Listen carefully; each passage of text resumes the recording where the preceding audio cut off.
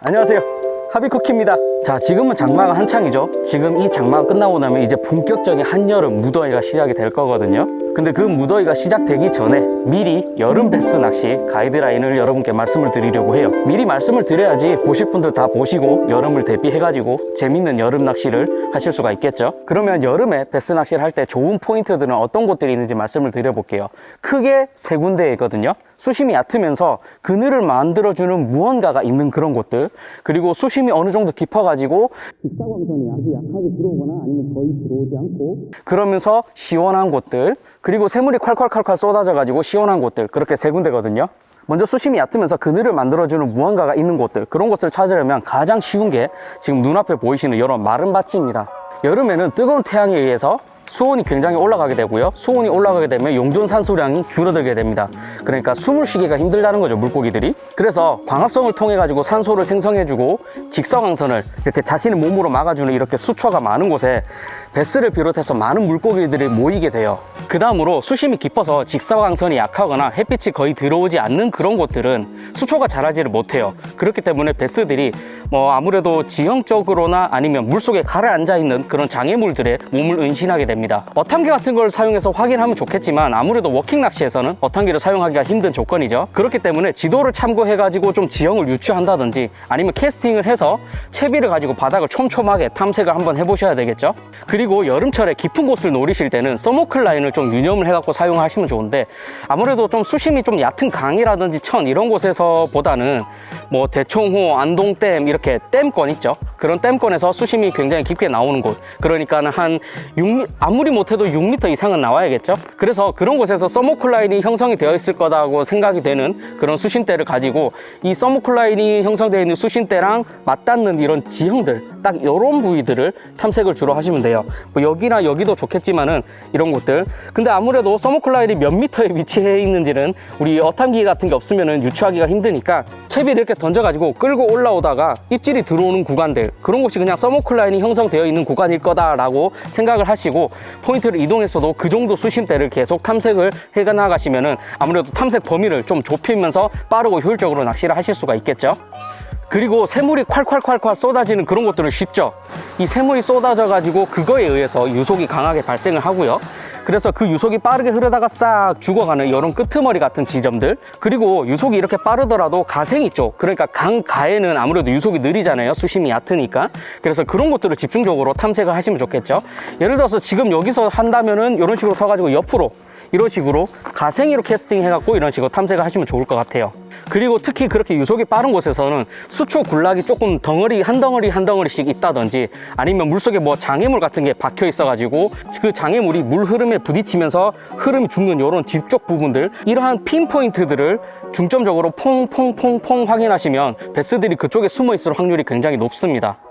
그래서 그런 새물 유입구 같은 경우는 아무래도 베스들이 숨어 있는 곳이 물가 쪽에 진짜 땅하고 얼마 안 떨어진 30cm 밖에 안 떨어진 그런 곳에도 베스들이 위치하고 있을 수가 있기 때문에 여러분들이 포인트에 접근을 하실 때 바로 물가까지 내려가지 마시고 요 위에서 서가지고 이렇게 멀리서 멀찌감치서 한번 던져보고 확인을 해본 다음에 물가로 접근하시는 걸 추천드리고 싶어요. 그러니까 포인트 접근을 조심해서 접근해서 하시면 좋다는 그런 이야기입니다. 자, 요번에는 그러면 여름에는 어떤 루어, 어떤 채비를 사용하면 좋을지 말씀을 드려볼게요. 그렇지만은 사실은요, 모든 채비들이 사계절 모두 사용하는 거는 괜찮습니다. 그러니까 메탈바이브 주로 겨울철에 굉장히 대표적으로 많이 쓰시잖아요. 근데 봄, 여름, 가을 요럴 때 사용해도 좋고요. 메탈바이브 오늘 사용해도 굉장히 좋을 것 같긴 해요. 그렇기 때문에 어떤 루어가 여름에만 먹힌다 요런 게 아니고 어떤 채비들이 조금 효율적이다 그 이야기니까 그거를 참고해가지고 말씀을 드려볼게요. 먼저 와키릭으로 폴링 낚시를 하는 거를 추천을 드리고 싶어요. 이렇게 수면에 있으면 물가에 바로 나무가 있어가지고 나무 그늘이 이렇게 싹 덮어주는 이런 공간들, 이런 곳에서 나무에서 뭔가가 떨어진 것 같은 그런 연출을 하시면 굉장히 좋습니다.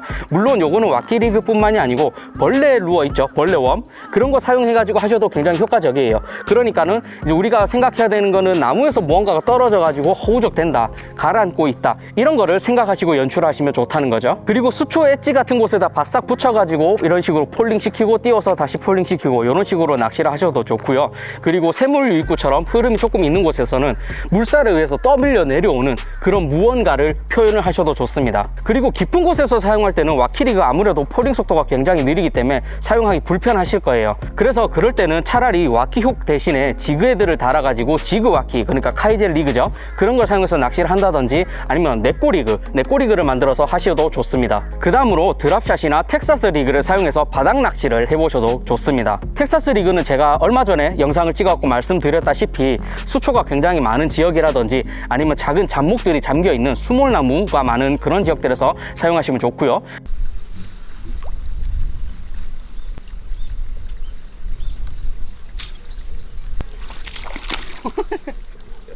야, 애기 말고 있었네. 애기 말고 조금 큰 놈도 있었습니다. 드랍샷 같은 경우는 아까 그 서머클 라인 그쪽을 공략하실 때 굉장히 좋습니다. 홀링 속도도 빠르고 한 자리에 딱 박아 놓은 다음에 그 자리에서 계속 액션을 줄 수 있으니까는 서머클 라인을 찾았다 싶으면 그런 수심대에서 계속 폭폭폭 집어 넣어 가지고 탐색해 보시면 굉장히 좋습니다. 여름철에 베스들이 활성도가 좋다고는 하지만 수온이 너무 올라가면 오히려 베스들이 또 신진대사가 굉장히 떨어지게 되고 생명의 위협을 느껴 가지고 좀 컨디션이 굉장히 나빠져요. 그래서 빠르게 움직이는 루어에 반응을 못하는 경우도 그런 종종 생기긴 하는데, 그럴 때 드랍샷이 굉장히 특효약이라고 볼 수가 있어요. 그러니까 좀 활성도가 나빠져 있는 베스가 있다고 하더라도 드랍샷 같은 걸 딱 물속에 넣어가지고 그 베스 눈앞에서 계속 가만히 알짱알짱 거리면 그거를 입질하지 않고 참을 수 있는 베스가 과연 몇이나 있을까요? 그죠?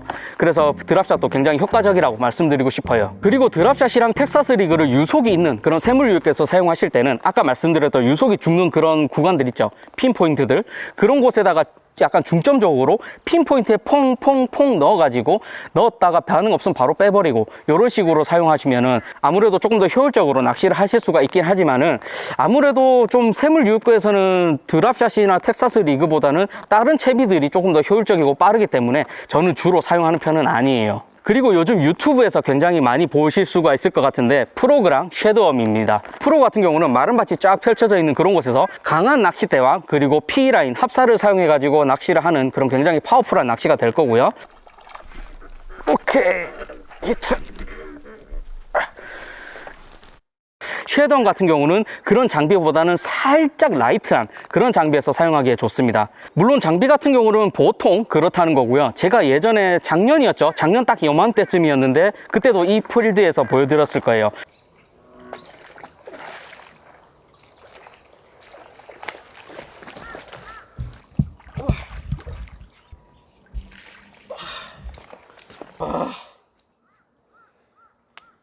미디움 낚싯대에다가 12파운드 카본 라인을 사용해가지고 프로그 낚시를 할 수도 있습니다. 하지만 물론 그것도 제가 일부러 그렇게 한 건 아니고요.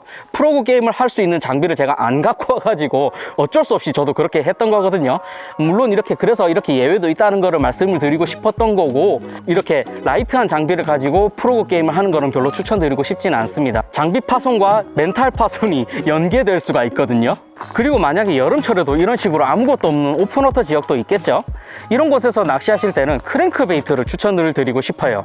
특유의 짧고 통통한 모양새랑 강한 파동을 만들어주는 그런 액션이 광범위하게 베스의 이목을 끌기에 굉장히 좋고요.